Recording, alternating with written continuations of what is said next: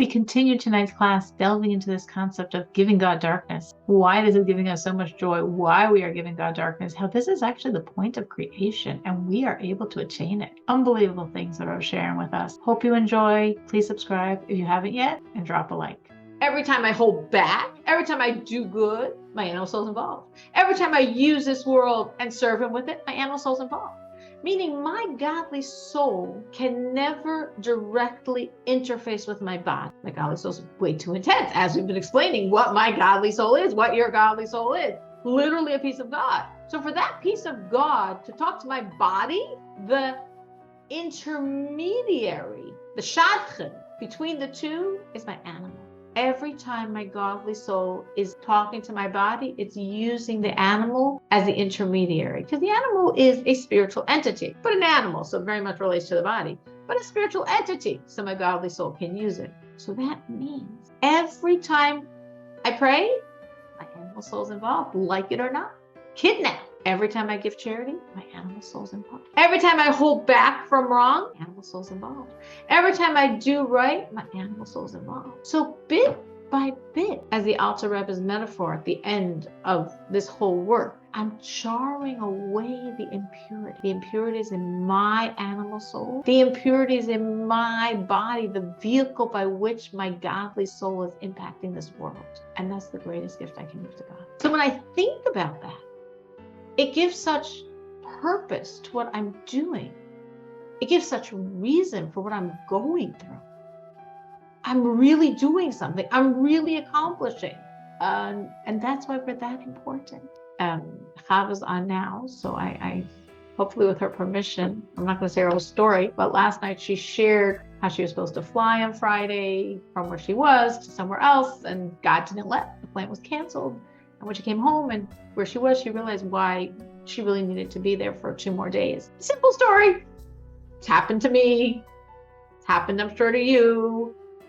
Or things very similar. But just stop and think what that means. Because what it literally means is exactly what it means. God said, you're that important. You need to be a certain place. You don't realize how you're supposed to realize. So I'll make the plane be canceled. I'll make the other however many passengers, whatever will happen, it'll work out for them. But you can't fly, so we're going to make it work. So the Rebbe's explaining why. We're that important. We're a piece of God.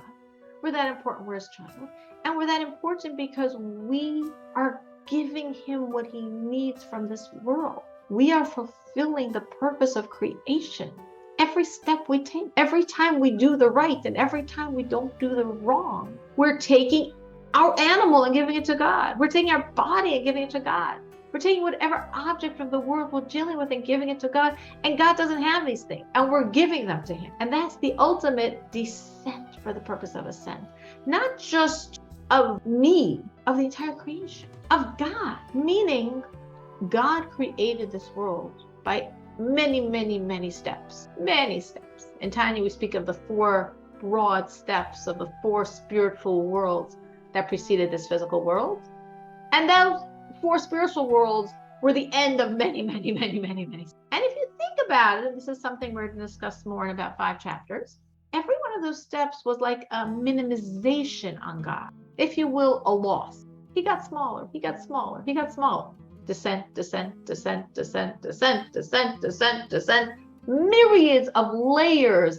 Descent, descent, descent. Loss, loss, loss, loss, loss. What purpose? For the gain that's only possible here and only possible through us. We are creating the gain that validates all of that. And that's what happens every time we serve. And that's why it's so important. And that's why we're so important. And that's why what we're doing is so significant. And when you think that and realize that I'm that significant, it's that significant, it gives such joy and such empowerment to what we're doing. So let's read that a little more. So we're giving God, the vital soul, the animal soul, from this level of concealment on God. Klipas noiga, as we said, not klipas tmeus, which means I can't touch it. It's so blocked that I can't access that energy. Klipas noiga means it's blocked, but I can get through. Like my animal soul, like my body, like most of this world. The chol v'sheha, and not only the animal soul herself, but the garments of soul. My human power of thought, of speech, of action. When I use that for God, when I'm thinking God, when I'm speaking godly, when I'm doing godly, those garments are also now God's. By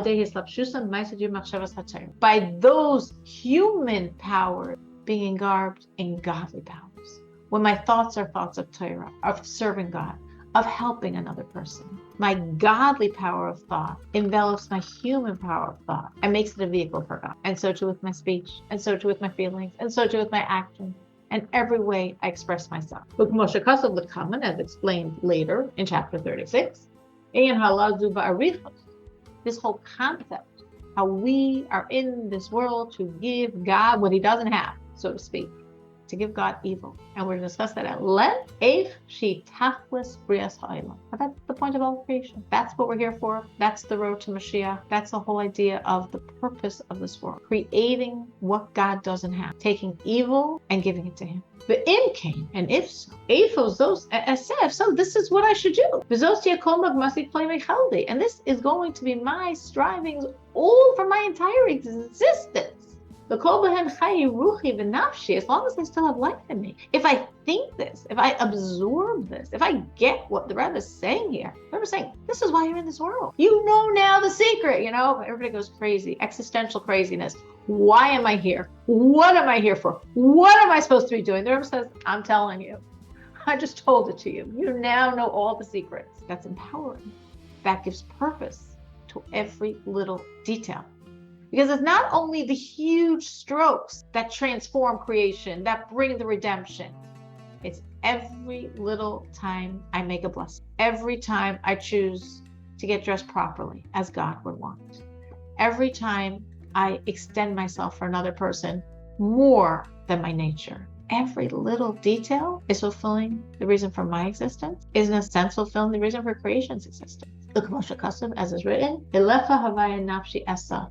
To you, God, I lift up my soul. Meaning, now that I understand this is why I'm here, this is why we are here, that's what I'm doing. That's what I want to be busy with.